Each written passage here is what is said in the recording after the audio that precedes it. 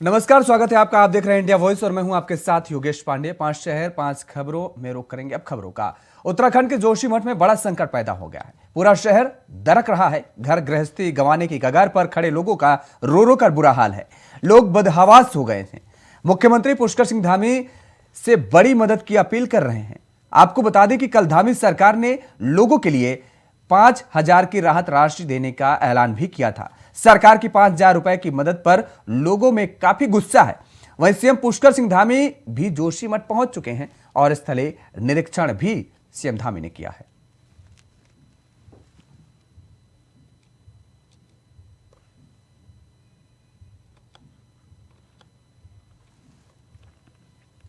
तो जोशीमठ के हालात बेहद बिगड़ते जा रहे हैं। लोगों में आक्रोश देखने को मिल रहा है लगातार।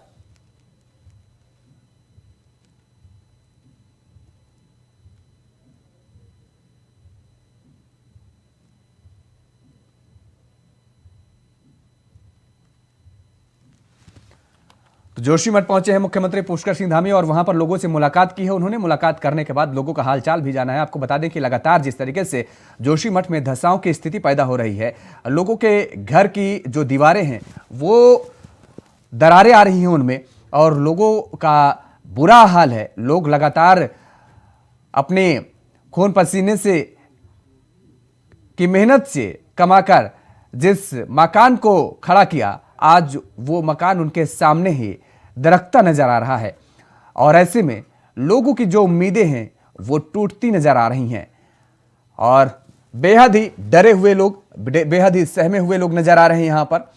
हालांकि सरकार ने लोगों की सहायता के लिए आर्थिक मदद का भी ऐलान किया।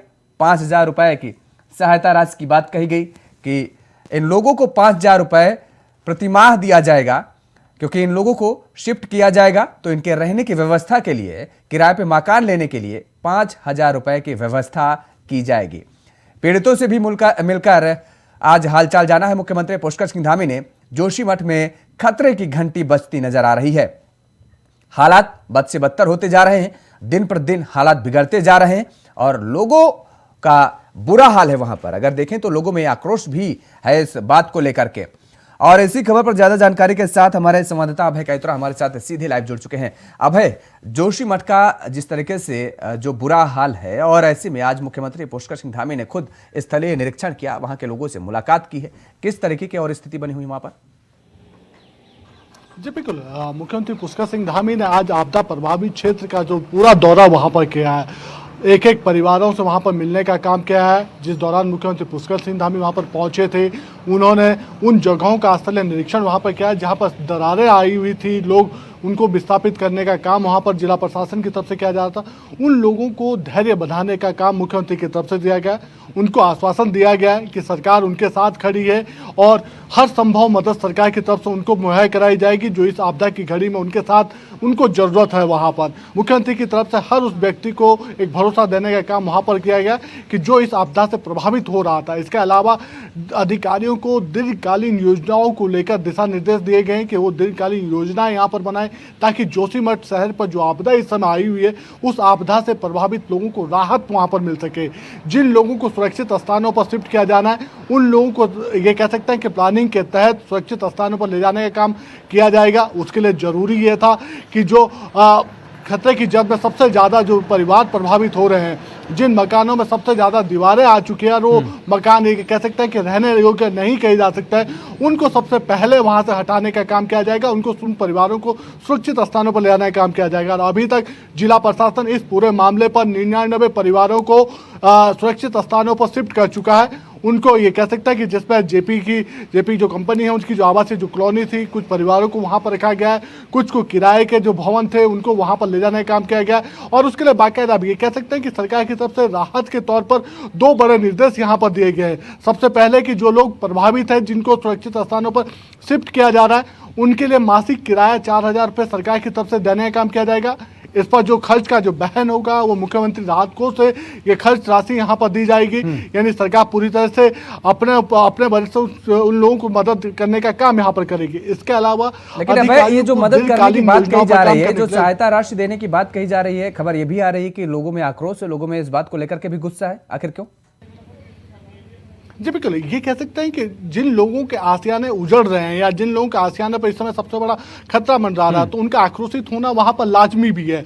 और ये कह सकते हैं कि कई जो सर्वे की टीमें अभी तक पहुँची थी, उनको इन स्थानीय जनता के आक्रोश का सामना भी वहाँ पर करना पड़ा था।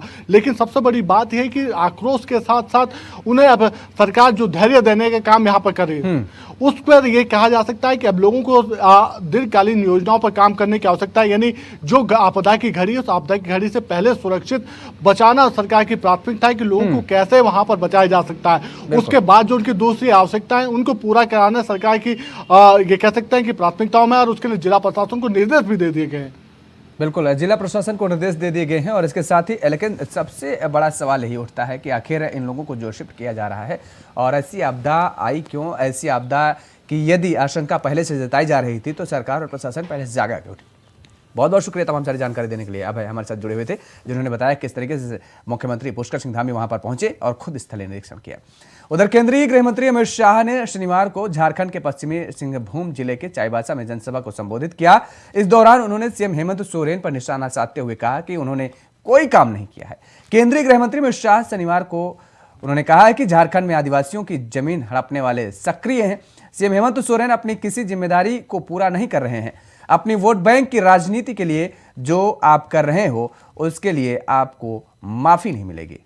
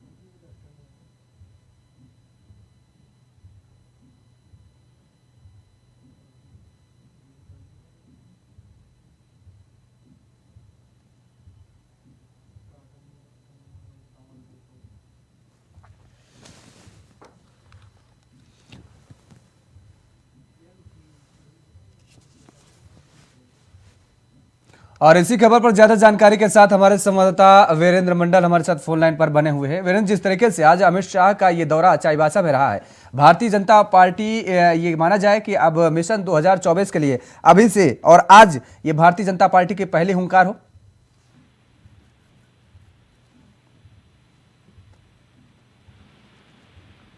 वीरेंद्र,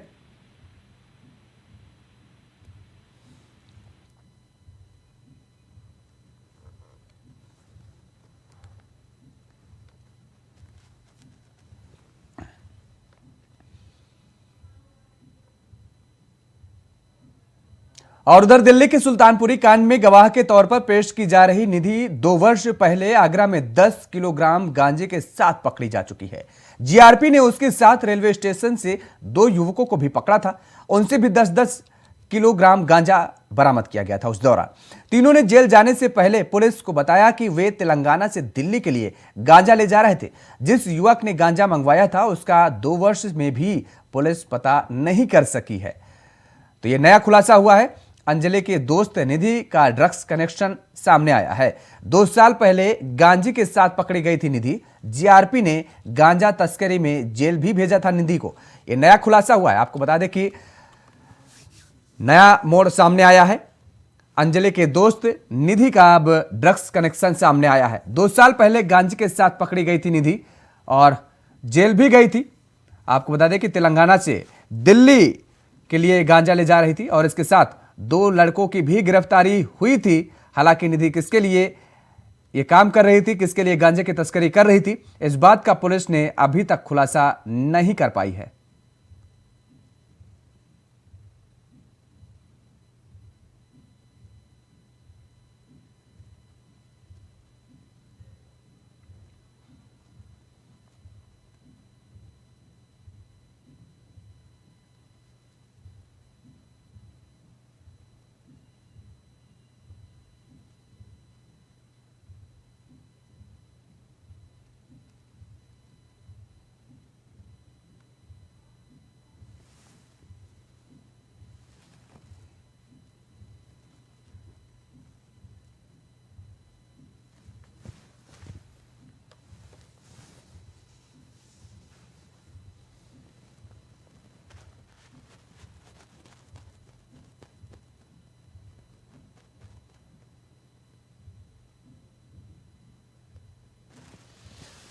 और इसी खबर पर ज्यादा जानकारी के साथ हमारे सहयोगी नितिन चौधरी हमारे साथ सीधे लाइव जुड़े हुए हैं। नितिन, ये एक और नया खुलासा हुआ, नया मोड़ सामने आया। अंजलि की दोस्त जो निधि थी उसका ड्रग्स कनेक्शन बताया जा रहा है।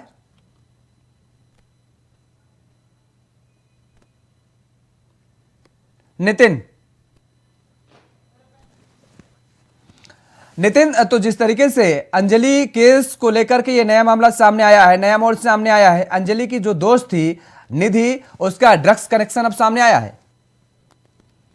जी देखिए योगेश, बिल्कुल गांजा वाले मामले के बाद नया खुलासा एक और सामने हुआ। जिस तरीके से डीसीपी पहले दिल्ली पुलिस के जो है इस मामले में खुलासा करते हुए आए हैं, पहले भी एक खुलासा हुआ था, लेकिन आज एक और खुलासा हुआ है। जिस तरीके से अंजलि की जो फ्रेंड है निधि, उसका जो है ड्रग्स का जो कारोबार भी बताया जा रहा था, उनको जो है पहले आगरा से भी जेल भेजा गया। जिस तरीके से जो अंजलि और निधि की जो दोस्ती थी वो काफ़ी गहरी दोस्ती बताई जा रही थी, लेकिन उसके फ्रेंड को पहले आगरा से जेल भेजा गया। उसके बाद ही एक मामला आज जो है दिल्ली पुलिस कमिश्नर डीसीपी ने भी इसका खुलासा किया। कहा है कि इससे पहले भी अंजलि निधि जो है वो जेल जा चुकी है आगरा से, जिसका ड्रग्स का कारोबार था। लेकिन उसके बाद ही जैसे नए नए मामले खुलासे होते आ रहे हैं, अंजलि वाले मामले में जो है पहले भी खुलासा किया था, लेकिन आज फिर दोबारा से एक और खुलासा यहाँ पर किया है दिल्ली पुलिस के डीसीपी ने, और कहा है कि निधि का जो कारोबार था वो ड्रग्स का कारोबार था, लेकिन उससे पहले जो है तमाम मुद्दे से वो भटकती रही थी। लेकिन आज फिर दोबारा से एक बार ये मामला दोबारा सामने आया है। जी बिल्कुल, अब जिस तरीके से मामला सामने आया है, अब पुलिस की तरफ से क्या कुछ बयान आया है सामने, क्योंकि अभी ये भी बताया जा रहा है कि निधि किसके लिए गांजे की सप्लाई करना चाह रही थी, पुलिस अभी तक भी इस बात का खुलासा नहीं कर पाई है। तो क्या अब इस मामले को लेकर के निधि के पुराने केस की भी जांच पड़ताल की जाएगी?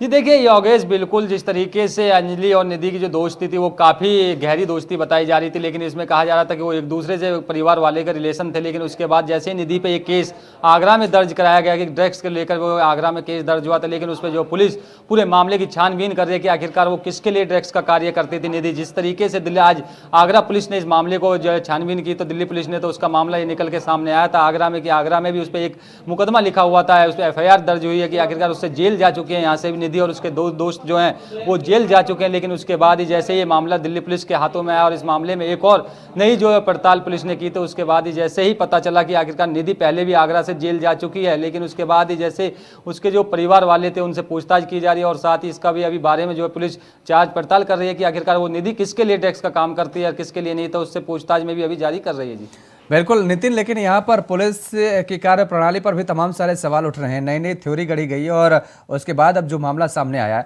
ये एक चौंका देने वाला मामला, हैरान कर देने वाला मामला सामने आया है।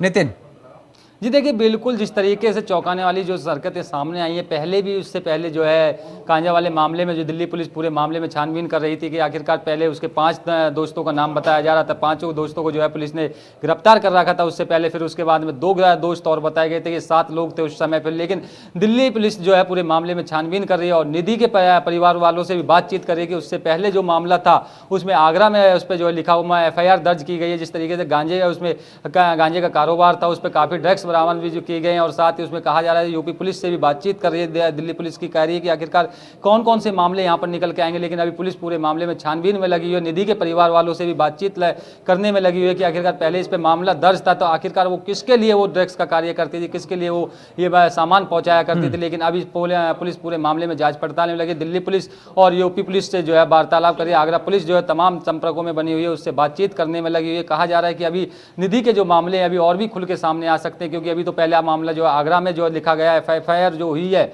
उस पर पुलिस से पूछताछ कर रही है कि कौन कौन से मुकदमे इस पर निधि पे लगाए गए हैं। लेकिन अभी कहीं ना कहीं जिस तरीके से दिल्ली पुलिस और आगरा पुलिस जो है वार्तालाप में लगी हुई, लेकिन अभी यही देखना होगा कि निधि किसके लिए वो कार्य करती थी, किसके लिए वो सप्लायर काम करती थी और किसके लिए वो सप्लाई यहाँ पर गांजा सप्लाई करती थी।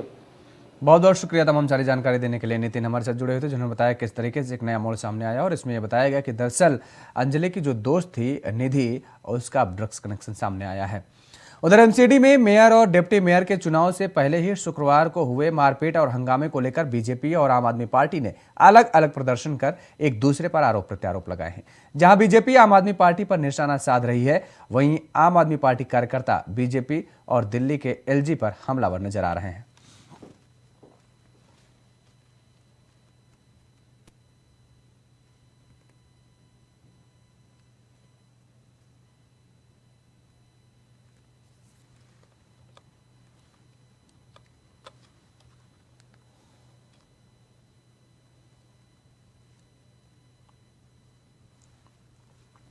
और इसी खबर पर ज़्यादा जानकारी के साथ हमारे सहयोगी राहुल शर्मा हमारे साथ सीधे फोन लाइन पर बने हुए हैं। राहुल, एमसीडी मेयर के चुनाव को लेकर के जिस तरीके से अब तकरार जारी है वो भारतीय जनता पार्टी और आम आदमी पार्टी के बीच में, और अब चुनाव भी टल गया है, LG को भी घेरा जा रहा है आम आदमी पार्टी की तरफ से, आज घेराव भी किया गया, और क्या कुछ जानकारी है आपके पास?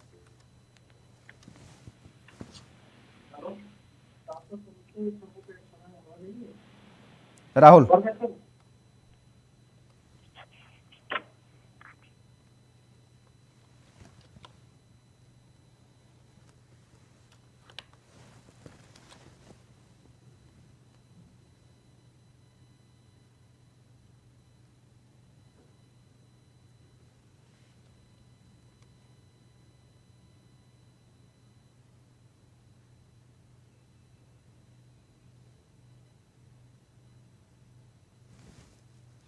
और एक बार फिर से हमारे सहयोगी राहुल शर्मा हमारे साथ फोन लाइन पर बने हुए हैं।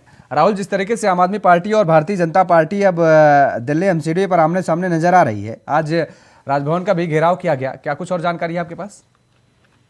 देखिए योगेश, इस पूरे मामले को लेकर अगर हम देखें तो मेयर के चुनाव अब बेहद दिलचस्प होता हुआ दिखाई दे रहा है, क्योंकि आम आदमी पार्टी हो या फिर बीजेपी हो, दोनों अब विक्टिम कार्ड खेलते हुए दिखाई दे रहे हैं। प्रदर्शनों का दौर सड़क से लेकर सदन तक किया जा रहा है। जो कुछ सियासी घटनाक्रम कल हुआ उसके बाद से ये बवाल और ज्यादा तेज हो गया है, क्योंकि राजनीतिक दृष्टिकोण से अगर हम देखें और समझे तो एमसीडी का जो समीकरण है वो भी बेहद दिलचस्प है। मेयर के चुनाव में क्योंकि 273 मेंबर्स हैं और बहुमत के लिए 138 का आंकड़ा चाहिए, और ऐसे में आम आदमी पार्टी के पास वो आंकड़ा तो है, लेकिन उसे डर है कि कांग्रेस अगर गैर हाजिर हो जाती है तो उसके पास बचते हैं तो सिर्फ 133 वोट, और आम आदमी पार्टी के पास है 134 वोट, 134 पार्षद। तो ऐसी स्थिति में बीजेपी और खासतौर पर आम आदमी पार्टी अगर देखें तो 3 राज्यसभा सांसद उसके पास है और 13 विधायक भी हैं, तो 150 के जो बहुमत है, बहुमत से कई ज्यादा उसके पास ये आंकड़ा है। लेकिन सबसे दिलचस्प बात यह है कि इस चुनाव में सबसे बड़ी बात यह है कि जो दल बदल कानून है वो लागू नहीं होता, और कांग्रेस के पास 9 पार्षद हैं, और ऐसी स्थिति में अगर वो वॉकआउट कर देते हैं और बीजेपी का खास तौर पर, क्योंकि माना जाता है कि बीजेपी अगर अंतरात्मा की आवाज लगा दे तेजी से, तो फिर ऐसी स्थिति उत्पन्न हो सकती है कि जो आसानी से चुनाव एक तरफा दिखाई दे रहा है कि शैली ओबराय जो है आम आदमी पार्टी का उम्मीदवार हैं, वो आसानी से जीत जाएगी, लेकिन रेखा गुप्ता भी जीत सकती है ऐसी परिस्थिति में अगर क्रॉस वोटिंग हो जाती है। दल बदल कानून क्योंकि यहाँ पे लागू नहीं है, और आम आदमी पार्टी को सबसे ज्यादा डर इसी बात का है, और आम आदमी पार्टी लगातार ये बात कह रही है कि ईडी, सीबीआई और पुलिस, इन तीनों के बल पर जो है मेयर का चुनाव जो है बीजेपी आसानी से जीत सकती है। तो इसीलिए जो है ये पूरा का पूरा सियासी घटनाक्रम जो कल हुआ उसके बाद से अब सदन से लेकर सड़क तक ये दावा किया जा रहा है कि बीजेपी के ऊपर कहीं ना कहीं एक मनोवैज्ञानिक एक दृष्टिकोण से भी एक दबाव बनाने की कोशिश है। क्योंकि जहां एक तरफ सियासी गणित के हिसाब से अगर हम चीजों को देखें और समझें तो सदन से सड़क तक अब आम आदमी पार्टी और बीजेपी ये साबित करने पे जुटे हैं, क्योंकि अगर बीजेपी अब भी क्रॉस वोटिंग करवाने में कामयाब होती है तो आम आदमी पार्टी ये कहेगी कि हमने पहले ही कहा था कि ये क्रॉस वोटिंग करवा सकते हैं और इस पर कोई कानूनी कार्रवाई भी नहीं होगी और ना राजनीतिक नजरिए के साथ साथ संवैधानिक नजरिए से भी कोई दिक्कत नहीं आएगी। और यही वजह है कि कांग्रेस को लगातार डर सताता नजर आ रहा है, जिस वजह से अब ये पूरी लड़ाई जो है वो काफी दिलचस्प हो चुकी है और दिल्ली में जो मेयर का चुनाव है वो अब फंसता हुआ दिखाई दे रहा है। बिल्कुल, चलिए बहुत बहुत शुक्रिया तमाम सारी जानकारी देने के लिए। तो हमारे साथ हमारे सहयोगी राहुल शर्मा जुड़े हुए, जिन्होंने बताया किस तरीके से अब दिल्ली में आम आदमी पार्टी और भारतीय जनता पार्टी के पार्षद आमने सामने नजर आ रहे हैं। उधर एयर इंडिया की फ्लाइट में महिला के साथ बदसलूकी ने पूरे देश को शर्मसार कर दिया है। महिला पर टॉयलेट करने वाला आरोपी शंकर मिश्रा को फिलहाल गिरफ्तार कर लिया गया है और उनकी लीगल टीम जमानत के लिए आवेदन करने अनामिका कोर्ट भी पहुंची है। इसी बीच शंकर मिश्रा के पिता श्याम मिश्रा मीडिया के सामने आए। उन्होंने अपने बेटे का बचाव किया और कहा कि उनके बेटे को ब्लैकमेल किया जा रहा है। श्याम मिश्रा ने दावा किया है कि उनके बेटे के खिलाफ मामला झूठा और बेबुनियाद है। दरअसल एयर इंडिया ने घोषणा की है कि उसने अगले 30 दिनों के लिए एयरलाइन के साथ उड़ान भरने से मिश्रा पर प्रतिबंध लगा दिया है और जिस पर एक महिला सहयात्री पर पेशाब करने का आरोप लगाया गया था। यह घटना 26 नवंबर की है, लेकिन एयर इंडिया ने 28 दिसंबर को पुलिस को इसकी जानकारी दी और जिसके बाद अब शंकर मिश्रा के पिता की सफाई सामने आई है। एयर इंडिया के फ्लाइट में बदसलूकी का मामला सामने आया था और जिसके बाद अभी ये कार्रवाई की गई है।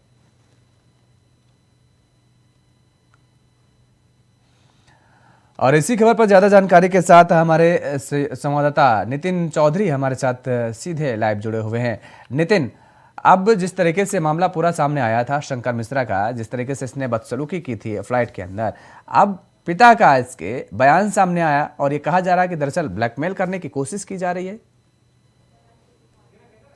ये देखिए, बिल्कुल योगेश, एयर इंडिया फ्लाइट के अंदर जो एक महिला पे बदसलूकी का आरोप लगाया गया था, जिस तरीके से उसके पिता ने भी कहा है कि लड़की जो महिला है वो 72 साल की उम्र है, जो अपनी माता की तरह उनको समझते थे, लेकिन जिस तरीके से वो 72 जो है काफ़ी दिन से सोए नहीं थे, जिस तरीके से उन्हें जो है बदसलूकी का आरोप लगाया और कहा कि इस तरीके से जो महिला पे जो है पेशाब करने का यहाँ पर जो है आरोप लगाया था, लेकिन महिला के उसके पिता ने जो आरोप लगाया कि आखिरकार वो 72 साल की एज है उनकी, जिसके ऊपर उन्होंने आरोप लगाया और कहा है कि उनकी माँ के समान है, लेकिन उसके बाद ही जैसे उनके नौकरी के लिए जा रहे थे उन्हें जो है कंपनी से जो है निकाल दिया गया है। उसे कहा जा रहा है कि इस तरीके जो बदसलूकी यहाँ पर की है और बदसलूकी जो है बिल्कुल भी बर्दाश्त नहीं की जाएगी। लेकिन फ्लाइट के अंदर जो ऐसे मामले सामने आ रहे हैं तो उसी को देखते उनके पिता ने भी पलटवार किया और कहा है कि जिस तरीके से महिला के ऊपर आरोप लगाया जा रहा है वो बिल्कुल ही गलत है और मेरे बेटे को बिल्कुल गलत तरीके से यहाँ फंसाया जा रहा है, जो कि 72 साल की एज की महिला है, उनके ऊपर जो अपनी उनके माता के समान बताया जा रहा है और कहा जा रहा है कि इनकी माता है ऐसे उन 72 साल की एज में, लेकिन जिस तरीके से आरोप लगाए आरोप बिल्कुल झूठा, लेकिन कंपनी से भी उनको निकाल दिया गया और कहा जा रहा है कि ये जो है काफ़ी दिन से सोए नहीं थे। उनके बेटे अपने बेटे को बचाते हुए कहा है कि वो काफ़ी दिन से सोए नहीं थे, तो उसी को देखते हुए यहाँ पर जो बदसलूकी का आरोप लगाया बिल्कुल झूठा आरोप लगाया गया। लेकिन अभी पुलिस ने उनको हिरासत में ले रखा, उनसे पूछताछ करे कि फ्लाइट के अंदर इस तरीके की जो बदसलूकी हुई है वो बदसलूकी बिल्कुल भी जो है सही नहीं है। लेकिन उसके बाद ही जैसे ही यहाँ पर आरोप पे आरोप लगाए गए थे, लेकिन उसके पिता ने कहा है कि ऐसी बिल्कुल भी आरोप जो है झूठे आरोप है और कहा जा रहा है कि इस आरोप से बिल्कुल ही जो महिला है वो काफ़ी गलत आरोप लगा रही है। लेकिन अभी पुलिस के द्वारा जो गिरफ्तार है, पुलिस पूरे मामले में जांच पड़ताल में लगी होगी, जिस तरीके से पुलिस ने पहले उनको गिरफ्तार कर रखा है। जी बहुत बहुत शुक्रिया तमाम सारी जानकारी देने के लिए। नितिन हमारे सहयोगी हमारे साथ जुड़े हुए थे, जिन्होंने बताया किस तरीके से अब पूरे मामले की जांच पड़ताल अभी की जा रही है। फिलहाल शंकर मिश्रा को गिरफ्तार कर लिया गया है। बाइक वाले पीने को देते हैं, ड्रिंक देते हैं, तो पिया होगा और वहां से रास्ते में सो गया और उसके बाद में जब वो उठा तो उसको ऐसा मुझे जो बताएगा मैं आपको बता रहा हूँ, मुझे जो समझ में आ रहा है, बाकी मैं तो वहां पे था नहीं। तो उसको बाद में एयरलाइंस के लोग ने उसको बुला के पूछा, बाकी मुझे नहीं लगता कि ऐसा करेगा। वो लेडी 72 ईयर की है, माँ के जैसी है, ये 34 साल का बच्चा है, ऐसे कैसे कर सकता है? वो शादीशुदा है, उसकी एक बेटी है 18 साल की, ऐसा कोई भी आदमी नहीं कर सकता है। क्या इस बात को लेकर के कुछ ब्लैकमेलिंग कर रही थी लड़की, या पैसे का भी कुछ सेटलमेंट करने के लिए उसने मांग की थी या लिया दिया गया था? क्या इस बारे में बताएंगे आप? फिर देखिए, कुछ पेमेंट उसने डिमांड किया था और दिया गया था। उसके बाद में क्या हुआ मुझे पता नहीं है, कुछ तो हुआ रहेगा डिमांड, जो कि शायद उसका पूरा नहीं हुआ, इसलिए वो नाराज हो गई और ऐसा काम किया। शायद क्वाइट पॉसिबल ब्लैकमेलिंग होगा या इमेज खराब करने की बात हुई, या कुछ उसका ईगो हर्ट हुआ रहेगा, मस्ट बी समथिंग। उसका नेचर कैसा, आप उनके पिता हो, आपके बच्चे का नेचर कैसा है उस हिसाब से, जिस हिसाब से उनके ऊपर मामला दर्ज हुआ, आरोप लगाए गए हैं? सर वो बहुत ही कॉर्डियल है, बच्चा है, इस तरह की हरकत कभी लाइफ में आई नहीं है। वो छोटी उम्र के, उसके उम्र की लड़कियों के साथ भी ऐसा कभी हमें। और 5 शहर 5 खबरों में फिलहाल मेरे साथ इतना ही। खबरों के लिए आप बने रहिए इंडिया वॉइस के साथ। नमस्कार।